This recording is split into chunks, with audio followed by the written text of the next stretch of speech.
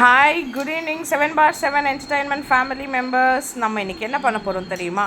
வெண்டைக்காய் வத்த குழம்பு. ஸோ அதுக்கு என்ன பண்ணியிருக்கோம், கடாய் வச்சுருக்கோம், எண்ணெய் ஊற்றிருக்கோம். எண்ணெய் நல்லா சூடானோடனே பச்சை வெண்டைக்காவை கட் பண்ணி அதில் போட்டு வதக்குன்னு வதக்க போகிறோம். இப்போ வதங்குதா, அப்படி தான் வதக்குன்னு வதக்கணும். அது ஒரு கலர் சேஞ்ச் ஆகி வரும், அது வரைக்கும் பொறுமையாக வதக்கணும். கொஞ்சம் உப்பு போட்டு வதக்கிக்கங்க, ஏன்னா அந்த வெண்டைக்காயில் உப்பு ஃப்ளேவர் ஏறணும்ல, அதுக்காக தான். பார்த்தீங்கன்னா எப்படி வதக்கணும்னு, அந்த மாதிரி நீங்களும் வதக்குன்னு வதக்குங்க.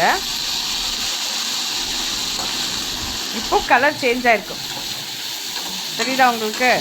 நம்ம அப்போ போடும்போது லைட் க்ரீனாக இருந்தது, இப்போ கொஞ்சம் ப்ரௌனிஷ் க்ரீன் ஆகிருக்கா.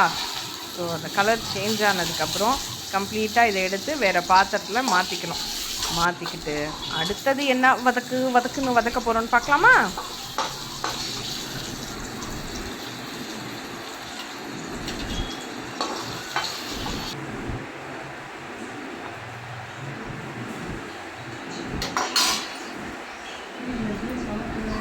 இப்போ வதக்கிறதா ஐட்டத்தை பார்த்துக்குங்க. வெங்காயம், பச்சை மிளகா, தக்காளி. நாங்கள் ஒரு 4 பேர் சாப்பிட்ற கன்சிஸ்டன்சி தான் எனக்கு சமைக்க போகிறோம்.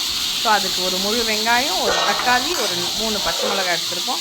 இப்போ அடுத்தது இதையும் நம்ம வதக்குன்னு வதக்க போகிறோம். அது கூட கொஞ்சம் ஜீரகம், கொஞ்சம் மிளகு சேர்த்துக்க போகிறோம். இது கூட வேறு என்ன சேர்க்க போகிறோம் பார்க்கலாமா? பாருங்கள். இப்போ இது கூட தேங்காய் சேர்த்து வதக்க போகிறோம். எண்ணெய் கொஞ்சம் பத்தலை, அதனால் எண்ணெய் ஊற்றிக்கிட்டாச்சு. அது கூட இப்போ கொஞ்சம் தேங்காயையும் சேர்த்து வதக்குவோம்.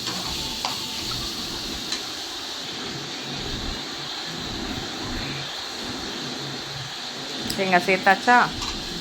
இப்போ இதெல்லாம் வதக்கிட்டு லைட்டாக வதங்கினா போதும், ரொம்ப வதங்கணும்னு அவசியம் இல்லை. வதங்கினதுக்கப்புறம் இதை அப்படியே கம்ப்ளீட்டாக எடுத்து இன்னொரு பாத்திரத்தில் மாற்றி அதை நல்லா ஒரு பேஸ்ட்டாக அரைச்சி எடுத்து வச்சுக்கணும். வதக்கியாச்சா? பாருங்கள், ரொம்ப டீப் ஃப்ரைலாம் பண்ணல, நார்மல் ஃப்ரை தான். வதக்கியாச்சு. இப்போ அதை அப்படியே எடுத்து மாற்றியாச்சா? ஸோ நம்ம நெக்ஸ்ட் என்ன வச்சுருக்கோம், அந்த பேஸ்ட் வச்சுருக்கோம், வெண்டைக்காய் வச்சுருக்கோம், பூண்டு, வெங்காயம், தக்காளி, கருவேப்பிலை வச்சுருக்கோம். ஓகேவா? இவ்வளோ தான் நம்ம வத்த குழம்பு வைக்கிறதுக்கு தேவையான திங்ஸ். கொஞ்சம் புளியும் கரைச்சி வச்சுக்கணும், அது ரொம்ப இம்பார்ட்டண்ட். மிளகாத்தூள் வேணும், உப்பு வேணும், பெருங்காயத்தூள், இவ்வளோ தான். ஸோ தாளிக்க ஆரம்பித்தாச்சு. வடகம் போடுறோம். கடுகு போட்டாச்சு, வடகம் போட்டாச்சு, கருவேப்பிலை போடணும், பூண்டு போடணும், அப்புறம் வெங்காயம் போடணும்.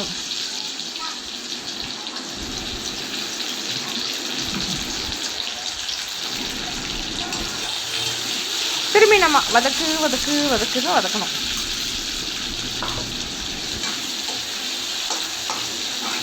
வதங்குச்சா? இப்போ தக்காளி ஆட் பண்ணணும்.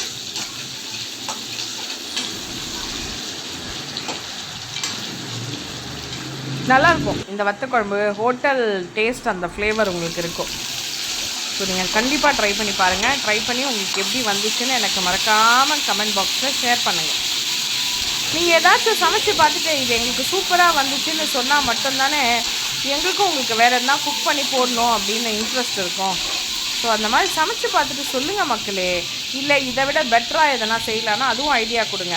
உப்பு போட்டுக்குங்க வதக்கும் போது கொஞ்சம். ஸோ தக்காளி நல்லா வதங்கிடுச்சு. வதங்கினோடனே உப்பும் ஆட் பண்ணிட்டோம். என்னடா இது, நம்ம பவானி அக்கா சமையல் கல்லுப்பில் ஆட் பண்ணுவாங்கன்னு யோசிச்சிருப்பீங்க. இது பவானி அக்கா சமையல் இல்லை, காஞ்சனா சமையல்.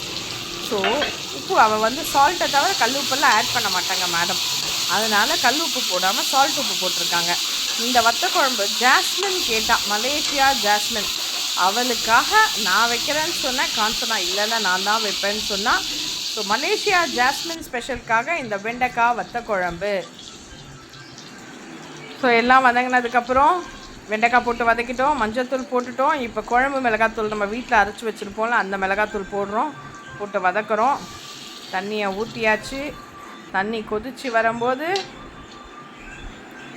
நம்ம அரைச்சி வச்சுருக்க பேஸ்ட்டு, புளி எல்லாத்தையும் கரைச்சி ஊற்றி நல்லா தழுக்கு முழுக்குன்னு கொதிக்க வரும். அப்போ கொதி வரும்போது நம்ம இறக்கிட்டால் முடிஞ்சு போச்சு. இவ்வளோ தாங்க இந்த வத்த குழம்பு. ரொம்ப சிம்பிளுங்க. இப்போ பாருங்கள், கொதிக்கும் போது நம்ம என்ன இந்த அரைச்சி வச்சுருந்தோம்ல, தக்காளி, வெங்காயம், பச்சை மிளகா, மிளகு, ஜீரகம், தேங்காய் எல்லாம் வதக்கி அரைச்சோம்ல, அந்த கன்சிஸ்டன்சியை அதில் ஊற்றுறோம். ஓகே.